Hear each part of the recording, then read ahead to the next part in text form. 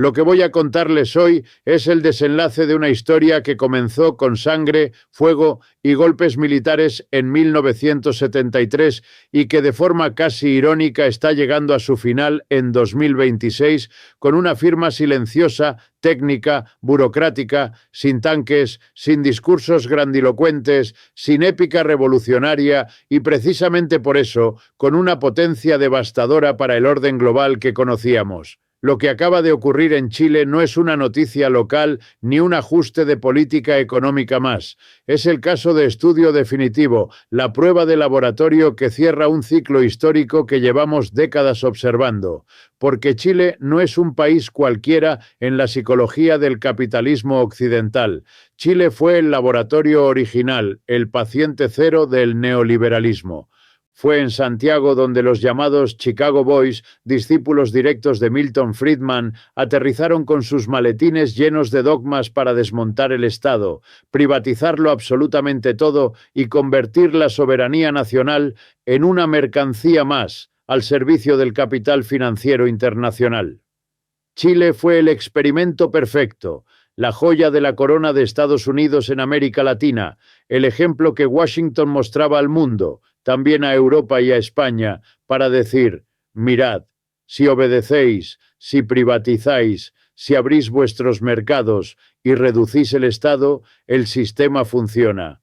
Durante décadas, Chile fue presentado como la prueba viviente de que no había alternativa. Y hoy, en este presente acelerado y convulso, Chile ha ejecutado una maniobra de tres bandas, una tríada de soberanía tan sofisticada, tan fría y tan letal para los intereses imperiales que ha fracturado la columna vertebral de la hegemonía estadounidense en el cono sur.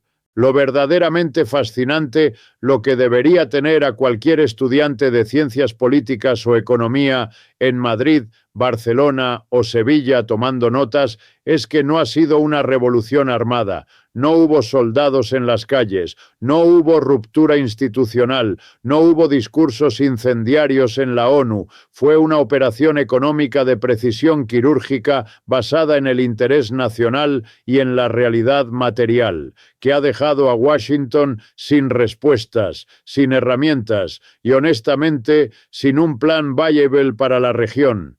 Chile se ha convertido así en un punto de inflexión histórico en el momento exacto en el que la transformación multipolar del mundo deja de ser reversible. Y para entender por qué tenemos que diseccionar esa tríada de soberanía, porque Chile no movió una sola pieza, movió tres al mismo tiempo y juntas constituyen algo muy cercano a un golpe de Estado económico contra el orden establecido. El primer pilar es el control del litio, el llamado petróleo blanco del siglo XXI, la materia prima sin la cual no existe transición energética, no hay coches eléctricos, no hay baterías, no hay economía digital ni competitividad industrial futura. Durante años en Washington se repitió el mantra del nearshoring, la idea de traer las cadenas de suministro fuera de China y reubicarlas en países amigos. Y Chile, según ese esquema, debía ser el socio dócil, disciplinado, proveedor barato y obediente de litio para las industrias estadounidenses y europeas. Pero lo que Chile ha hecho rompe por completo ese guión. A través de la nueva Empresa Nacional del Litio y de asociaciones público-privadas diseñadas con una precisión jurídica milimétrica, el Estado chileno ha consolidado un control mayoritario absoluto sobre el Salar de Atacama. No estamos hablando de gestos simbólicos. Estamos hablando de que entre el 70 y el 85% de las ganancias operativas pasan ahora directamente a las arcas públicas chilenas, no a fondos de inversión en Nueva York, no a dividendos repartidos en Wall Street. Es la nacionalización de la renta más agresiva desde el cobre en los años 70, pero ejecutada con las herramientas del derecho corporativo moderno, sin expropiaciones ni rupturas legales. ilegales. Y aquí aparece el detalle que ha provocado auténticos infartos en el Departamento de Estado estadounidense. Chile no expulsó a China del negocio, hizo exactamente lo contrario. Integró a empresas chinas como Tianke y a grandes conglomerados asiáticos en la propia estructura de extracción y procesamiento del litio. Washington exigía desacoplamiento, enviaba generales, diplomáticos y enviados especiales a repetir el mismo mensaje: saquen a los chinos de la cadena de valor. Y la respuesta de Chile, utilizando la misma lógica de mercado que Estados Unidos predicó durante décadas, fue demoledora. No se quedan porque ofrecen mejor tecnología, mejores precios y procesan el litio aquí en Chile en lugar de llevárselo en bruto. El resultado es una bofetada directa a la política industrial, tanto de la administración Biden como del trumpismo. Chile venderá litio a Tesla, venderá a General Motors, sí, pero lo hará bajo condiciones donde China tiene voz y voto en la producción y donde el Estado chileno controla la llave. Estados Unidos ha perdido su colonia de recursos asegurada. Ahora tiene que sentarse a negociar en Santiago como un actor más, compitiendo euro contra yan, dólar contra y en igualdad de condiciones. Y en esa competencia, el capital occidental, obsesionado con el beneficio rápido, está perdiendo. Aquí se rompe el primer gran mito.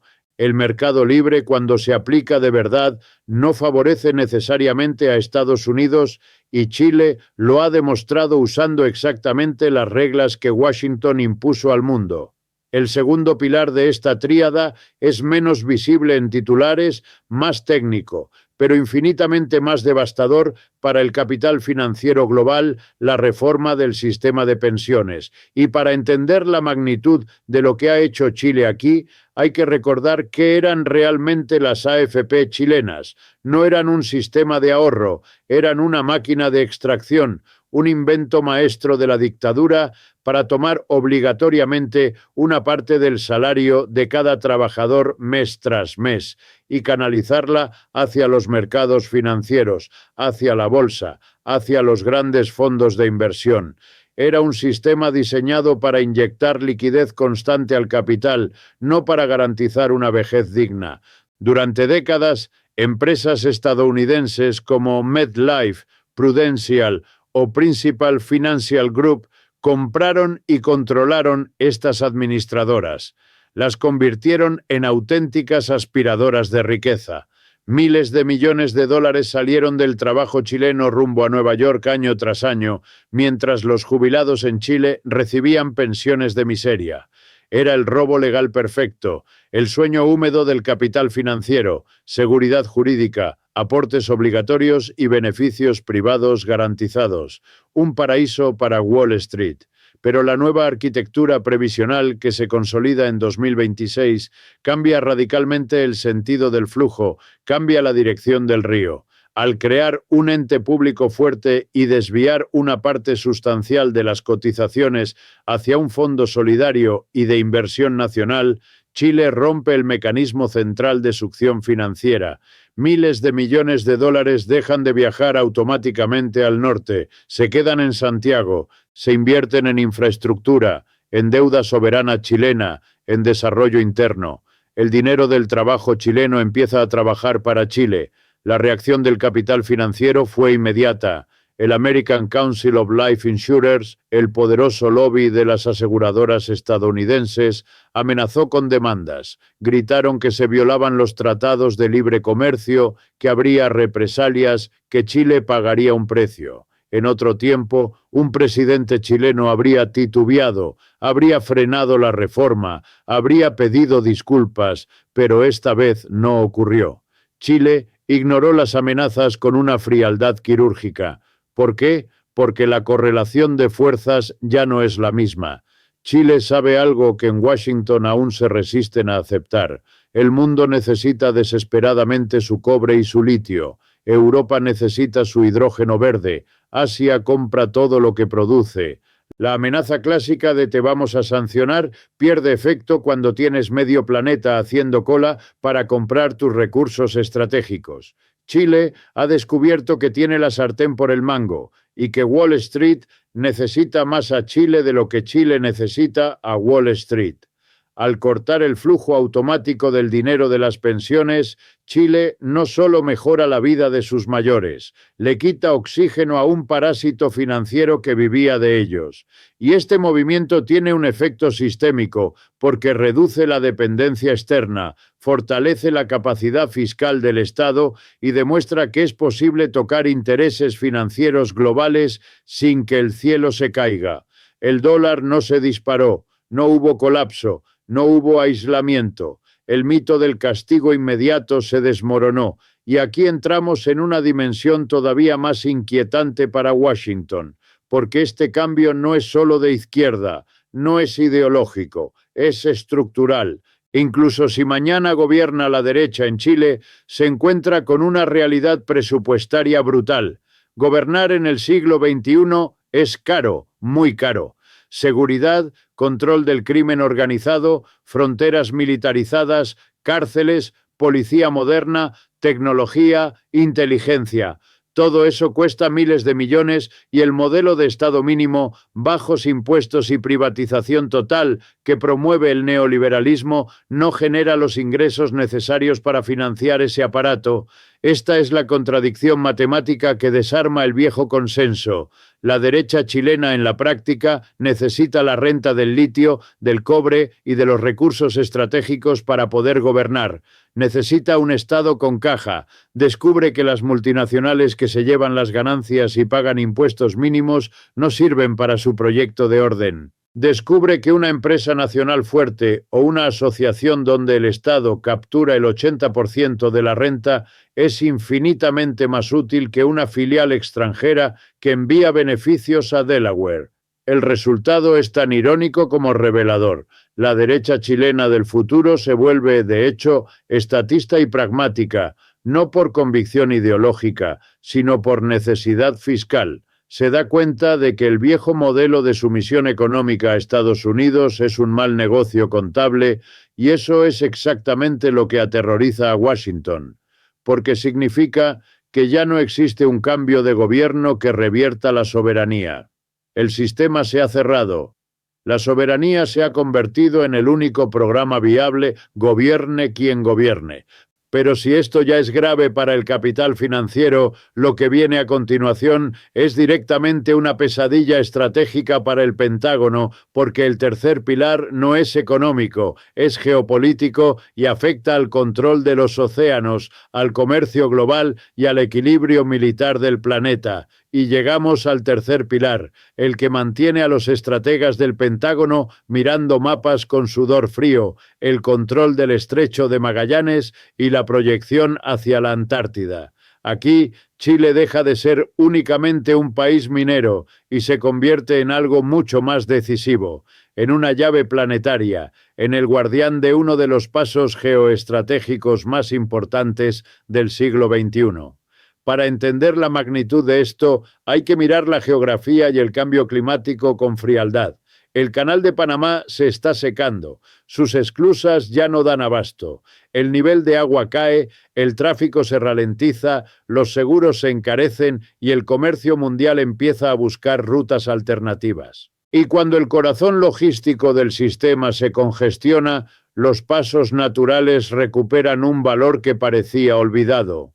El estrecho de Magallanes en el extremo sur de Chile vuelve a ser lo que fue antes de 1914, el único paso bioceánico natural, sin esclusas, sin depender de lluvias, sin cuellos de botella artificiales. Chile ha entendido esto con una claridad estratégica que en Washington no supieron anticipar y ha decidido transformar la región de Magallanes y la ciudad de Punta Arenas en un gran nodo logístico y energético global, el epicentro del hidrógeno verde del futuro, aprovechando los vientos patagónicos, la cercanía antártica y la posición geográfica. Pero la pregunta clave es, ¿quién está poniendo el dinero, la tecnología y la infraestructura para hacerlo realidad?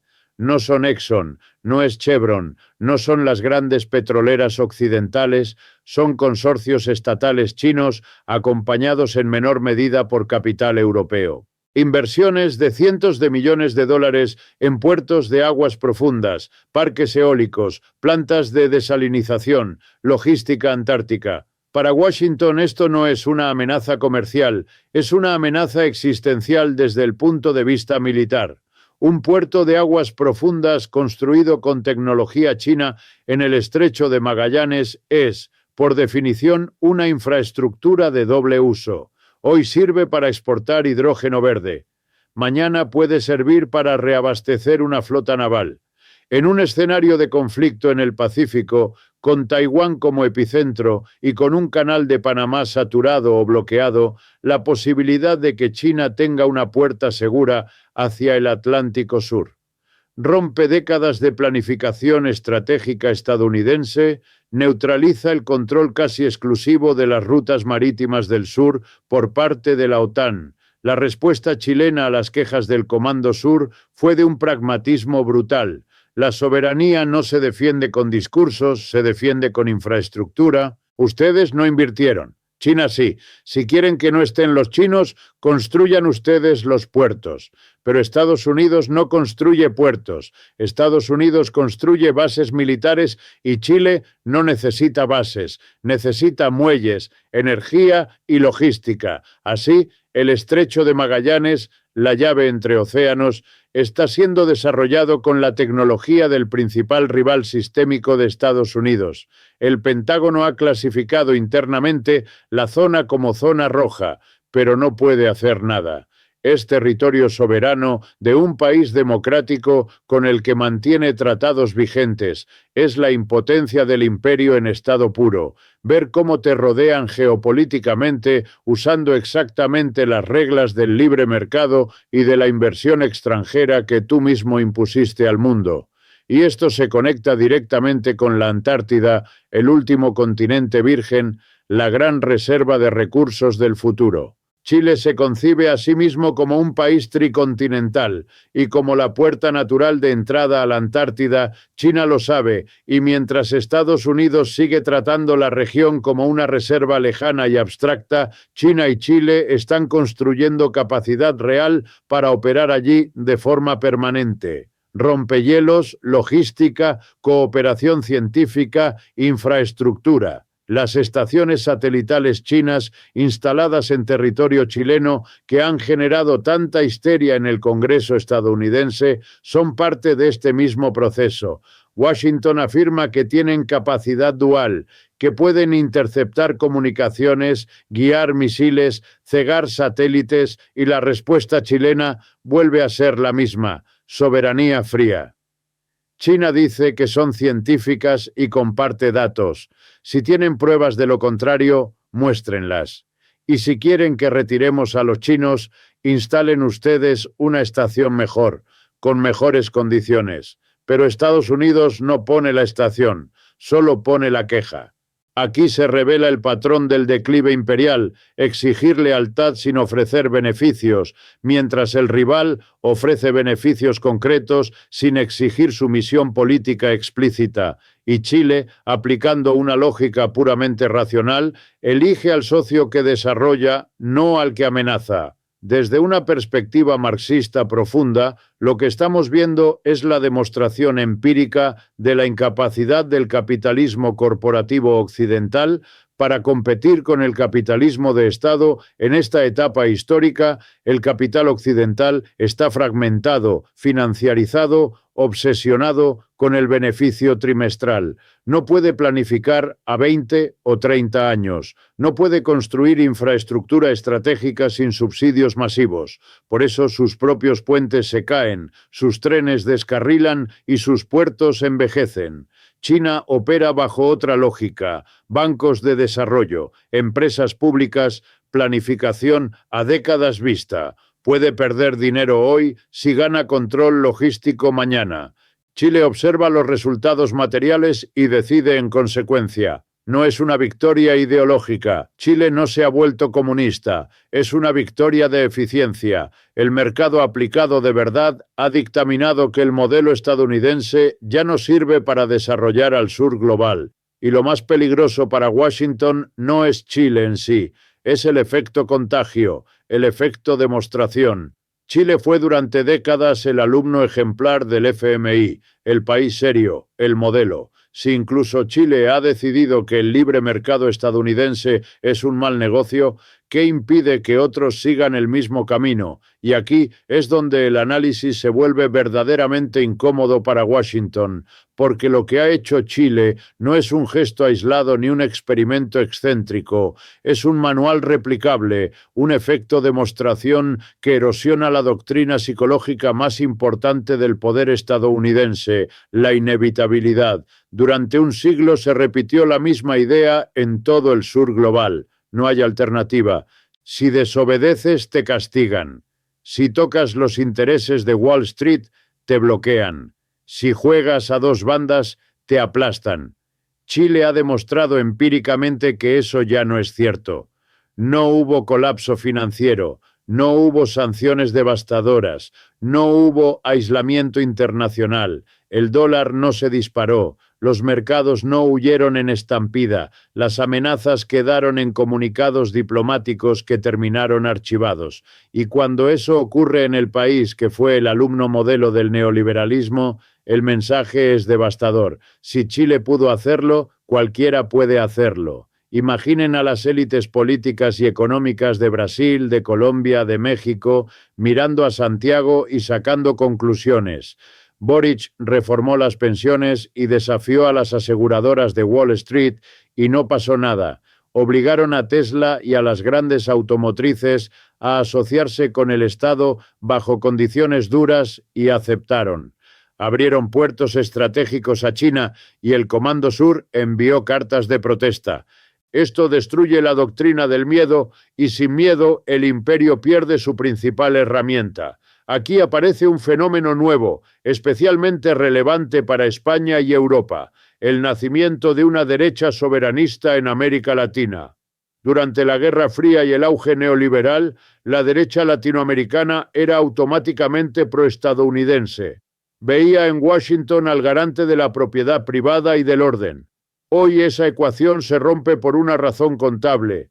Gobernar es caro, la seguridad cuesta dinero, el control del crimen, la tecnología policial, las cárceles, las fronteras militarizadas, todo requiere ingresos estables y el modelo de privatización total no los genera. La derecha chilena del futuro lo entiende. Necesita renta, necesita que el Estado capture valor de los recursos estratégicos, necesita soberanía fiscal y descubre que el capital estadounidense, que se lleva las ganancias y deja impuestos mínimos, no sirve para ese objetivo. Descubre que el comercio con China y el control estatal de los recursos, sí. Así incluso la derecha termina defendiendo la empresa nacional del litio y cortando cintas en puertos financiados por Asia, no por ideología, por supervivencia política. Este es el verdadero terror de Washington. No han perdido a un gobierno, han perdido a toda una clase política, no por comunismo, sino por pragmatismo de Estado. La soberanía se ha convertido en la única opción viable, gobierne quien gobierne. Y eso hace que el cambio sea estructural e irreversible. Desde una perspectiva global, Chile es un holograma de la transformación del sistema mundial. El capitalismo corporativo occidental ya no puede competir en infraestructura, planificación y desarrollo contra el capitalismo de Estado. Ofrece seguridad frente a enemigos que América Latina no tiene. Terroristas imaginarios, amenazas abstractas. China ofrece carreteras, puertos, energía, industria, soluciones concretas para problemas reales y el mercado aplicado sin ideología elige al proveedor más eficiente. Esto no significa que el mundo que nace sea más estable. Todo lo contrario, el mundo multipolar es más competitivo, más caótico y más peligroso, pero también abre márgenes de maniobra inéditos para los países que se atreven a pensar estratégicamente.